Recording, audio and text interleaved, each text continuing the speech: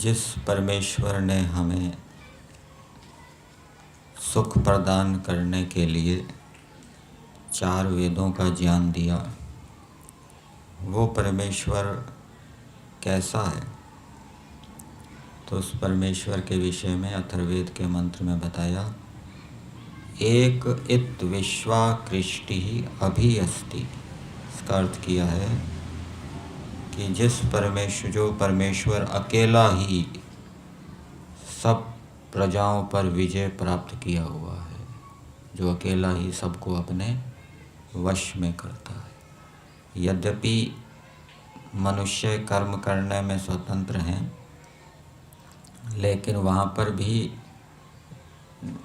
नेत्र से वो रूप का ही ज्ञान कर पाएंगे, नेत्र से गंध का ज्ञान नहीं करेंगे। वहाँ पर भी वो ईश्वर के नियमों में बंधे हुए हैं, ईश्वर के अधीन हैं, और कर्म करने के बाद उनका फल भोगने में भी जीवात्मा ईश्वर की न्याय व्यवस्था में पराधीन है। और वो परमेश्वर कैसा है? उस परमेश्वर की अपरिमित शक्तियाँ बताई गई है, उसमें अपरिमित शक्तियाँ हैं, और उस परमेश्वर का ऐश्वर्य कभी क्षीण नहीं होता। और परमेश्वर अपनी शक्तियों को देता भी है।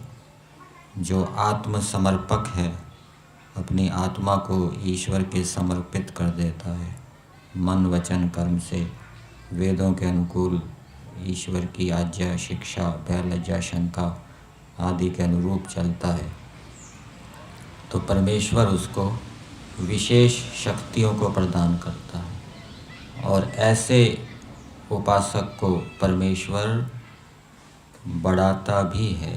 सुनवतः वृद्धा असि, अर्थात जो यज्ञ करने वाला है, ऐसे उपासक को जो प्रेम पूर्वक यज्ञ करता है, अपने कर्तव्यों का धर्मों का ठीक ठीक पालन करता है, ईश्वर ऐसे उपासक को बढ़ाता है। उपासक को बढ़ाने का मतलब क्या है?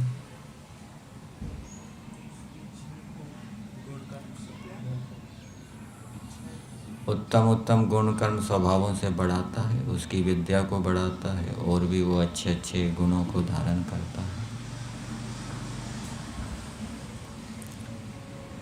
वेद के मंत्र में सूर्य का दृष्टांत दिया गया है कि जैसे सूर्य रोग के कीटाणुओं को नष्ट कर देता है, वैसे ही परमेश्वर भी अपनी शक्तियों से पाप रूपी शत्रुओं का हनन कर देता है। तो हमारे कलेशों का हनन हो, पाप रूपी शत्रुओं का हनन हो, ईश्वर से हमें शक्तियाँ प्राप्त हो, हम वृद्धि को प्राप्त हों, उन्नति को प्राप्त हों, इसके लिए हमें ईश्वर की आज्ञाओं का पालन करना पड़ेगा। कल बताया था, मनुष्य जीवन की सफलता किस में है?